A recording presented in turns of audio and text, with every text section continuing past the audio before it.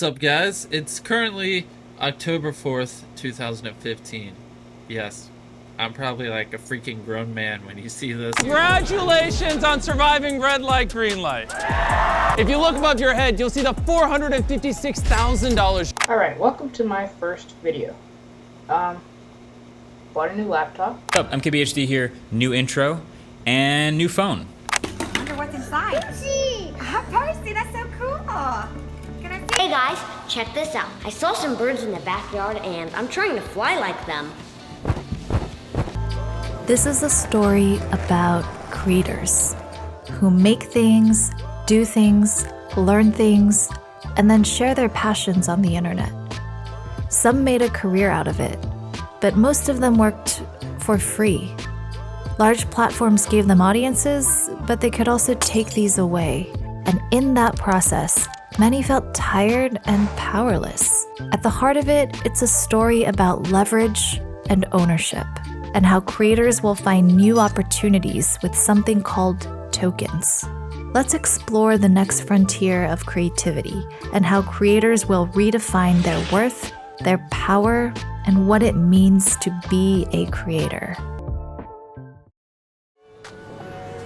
Let's go back to the beginnings. Creative people used to run into a wall of gatekeepers that stood between their art and their audiences. If you wanted to be a model, you needed to get signed by an agency. A musician, well, you need a record label. A writer, go get a publishing house. A filmmaker, you need a film studio. These middlemen had the power to produce and curate these select stars that the world would be allowed to enjoy. And then came the internet, and that unleashed a whole lot of creativity. The technology allows us to actually interact with our customers directly. And you don't have all these other people involved. If you're actually creating and dealing directly with them, that the numbers that you need to actually get a living are very small. I call those people true fans, because the true fans are fans that will purchase anything that you produce. Soon, social media platforms emerged, and so did creators. Here's how these platforms worked. To grow from nothing, they needed content, and they needed to reduce as much friction as possible. To get the content, they invited anyone to create. And to make it frictionless, they made these apps free for users. It also meant that the way they had to make money was through advertisements. It was a business model that sold users attention and data. And this strategy was widely successful for the platforms. It also launched many creators to becoming famous in their own right. And when YouTube started offering creators a share of advertising revenues, it became possible to dream of being a creator as a full-time job. It took me like the better part of 18 years of working for other people to finally get to the point where I just work for myself now.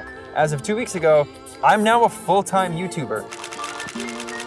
But then the cracks would begin to show. Creators were dependent on these platforms to get discovered, so they had to play by the platform's rules. And this gave platforms significant leverage. Now, because the content on these platforms was free and there was an abundance to choose from, every piece of content became more of a commodity. The algorithm swayed who got to see what and who didn't get seen at all. So while the platforms had cut out the old middlemen, they had become the new ones, mediating the relationship between creators and their audiences. And while there were some wild successes, the story for most creators looked quite different. I'm burnt out. Honestly, the other day I sat down, I was like, wow, what do I upload this week? Like, I just need something. And that's not what I want my channel to be like. Making money as a creative person in 2013 was super weird. This is an actual snapshot of my YouTube dashboard from a 28-day period that shows 1 million views and $166 of ad earnings for those views.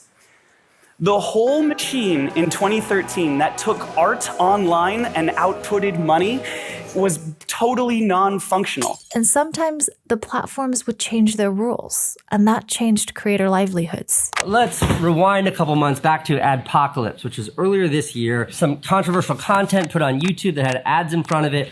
advertisers flipped out and they didn't want to be in front of this content. They went to YouTube. YouTube immediately bent over. What can we change? How can we please you advertisers so you'll continue to advertise on this platform? A lot of creators, a lot of that community got hit very, very hard. Some of my friends saw a drop literally of 80%. Imagine you have a day job, you work 9 to 5, 5 days a week, you show up for those 40 hours, you work as hard as you can, and for that you were paid $500 a week. Then adpocalypse, something completely out of your control, and now you're still showing up at work, you're still working from 9 to 5, you're putting in your 40 hours a week, but instead of getting paid that $500 a week, your take home is now $100 a week. Your boss doesn't tell you what's going on. You can't get in touch with your boss. You don't know how to get in touch with your boss. The thing that was most troubling for me of all of that was the lack of communication, the lack of transparency on the part of YouTube, the boss, to the people showing up for work every day.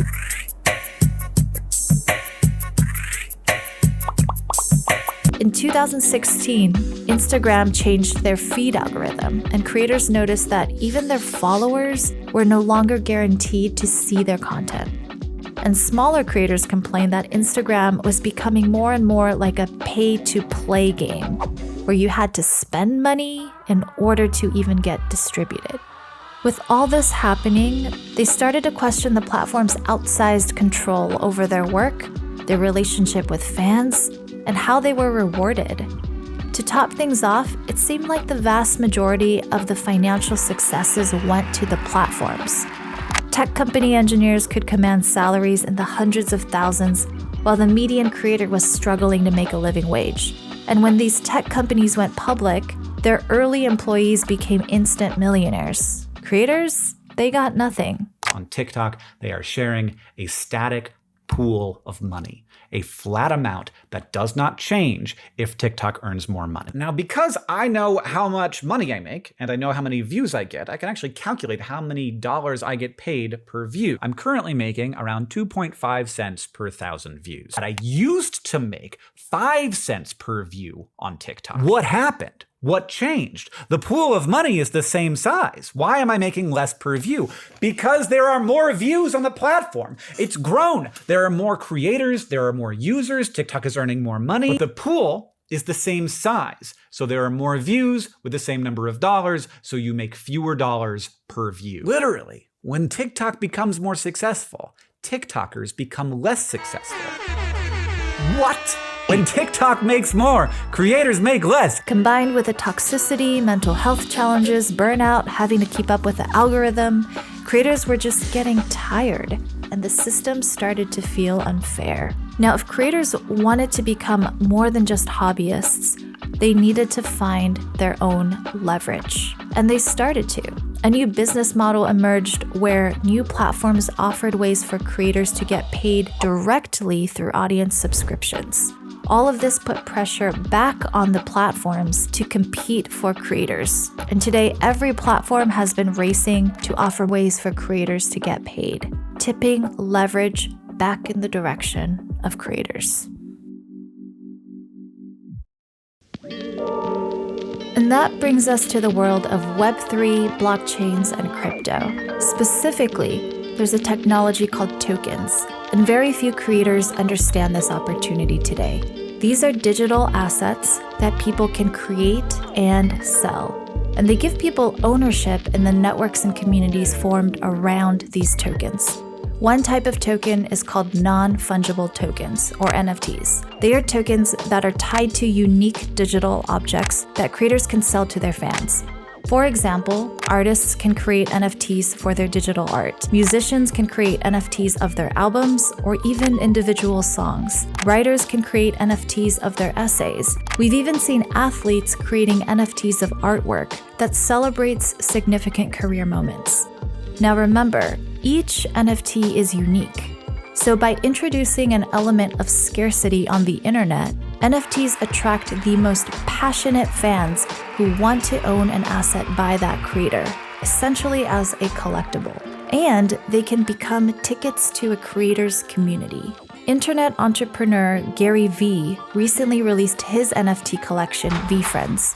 Welcome to veefriends.com. veefriends is an ambitious NFT project around characters that have traits that I believe in so much, that I want people to aspire to. Here's what he's promised NFT owners. People who own the most common type, admission tokens, get access to his annual conference, VCon, for 3 years. Those who own the gift tokens will get 6 physical gifts mailed to them, handpicked by Gary himself. And those who own the rarest and most expensive access tokens get one-on-one access to Gary. For example, they can book a FaceTime call, invite him to a podcast, get mentorship, or even attend one of his keynote speeches. Tokens can be structured in a variety of creative ways. For example, creators can program a token to give themselves a kickback of future earnings whenever their NFTs are resold, essentially like collecting royalties on future sales. Or let's say a creator wants to take a creative risk on a future project, and this requires more time and money to execute. Well, they could crowdsource the funding of that project through an NFT. So NFTs give creators more pricing power. Rather than chasing 1 million eyeballs, they might just need 1,000 true fans, or even just a few who really value them. It's important to note here that value is subjective. You may not want to spend thousands on a creator's NFT, but you can't tell that creator's fans that their passion has no value to them. Creators are also starting to experiment with fungible tokens. Take Felicia Day. She was one of the earliest YouTubers who found success back in 2007 when she created The Guild, a show about online gamers. And in 2021, Felicia announced that she was issuing her own creator coin called Geeks. Coin holders will be able to use it for merch, meetups, and more. These kinds of tokens are called social tokens, and they're like investing in the success of a creator. Similar to NFTs, social token benefits can be designed in a variety of ways. Like the rapper Lil Yachty's Yachty tokens sold out in under 22 minutes. One of the perks?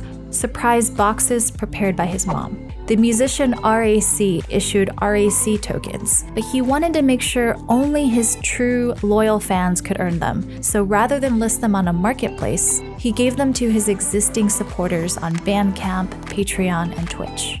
Here's why tokens matter. For creators, it's another option for raising money directly from fans. They also get to have more direct access to their audiences, since these token contracts are recorded on the public blockchain, which no one platform has control over. This means that creators can more easily shop around for the best platforms and marketplaces to work with. For fans, they don't just get special perks, but they also get ownership of an asset. They're investing in the creator's future potential. Imagine if the YouTuber Mr. Beast had issued Beast tokens 7 years ago when he had only 8,000 subscribers on YouTube.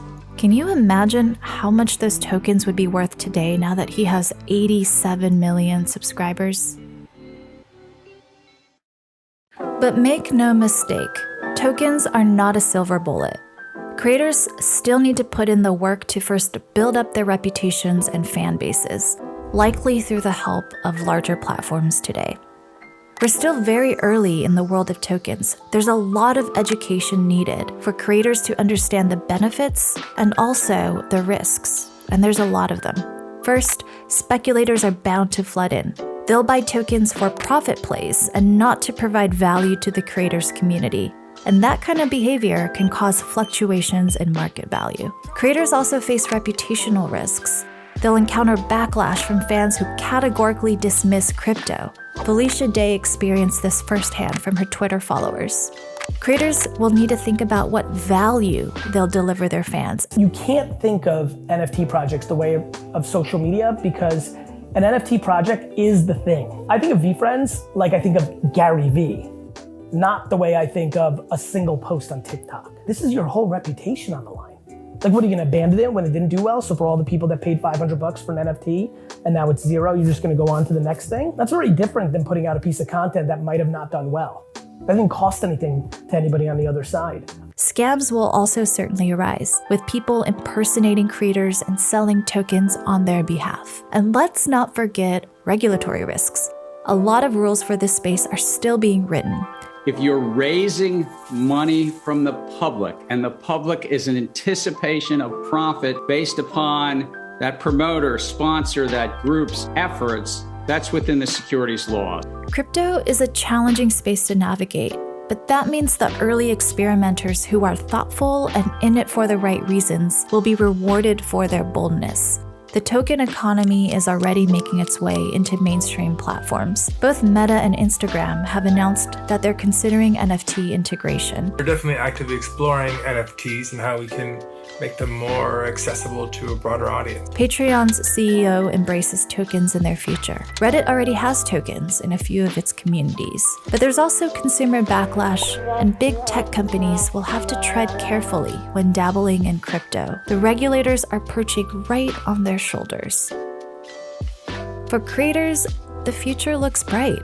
They'll have more leverage, more ownership, and more ways to redefine what it means to be a creator.